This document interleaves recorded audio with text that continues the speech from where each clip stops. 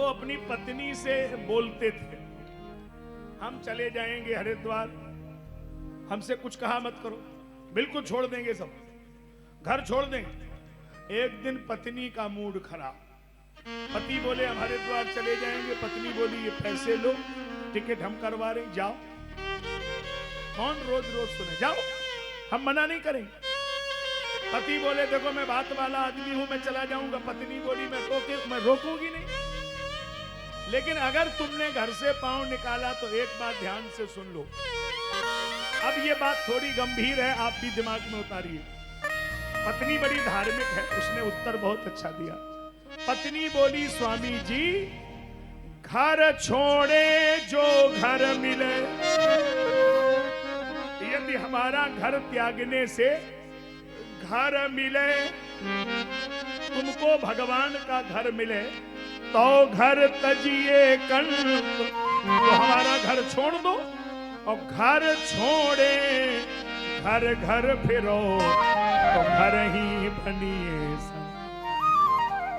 तो देखो ये शब्द समझने वाला है। यदि घर छोड़ने के बाद भी घर घर फिरो, वो नहीं। इसलिए जब तुम मुड़े नहीं तो मुड़े क्यों, और जब मुड़ गए तो फिर मुड़ गए। ये नहीं है कि साधु में खाली बाल मुड़ते हैं, बाल के साथ में विचार भी मुड़ते हैं।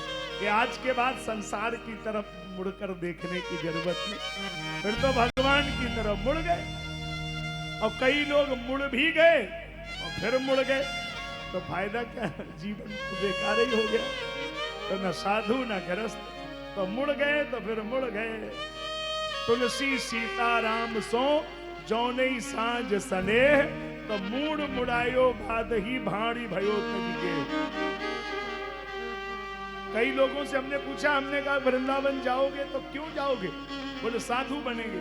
तो मैंने कहा फायदा क्या होगा? बोले 3 फायदे होंगे। 3, मूड मुड़ाए 3 गुण, सिर की मिट जाए खाज, खैबे के हिलवा मिले लोग कहें महाराज।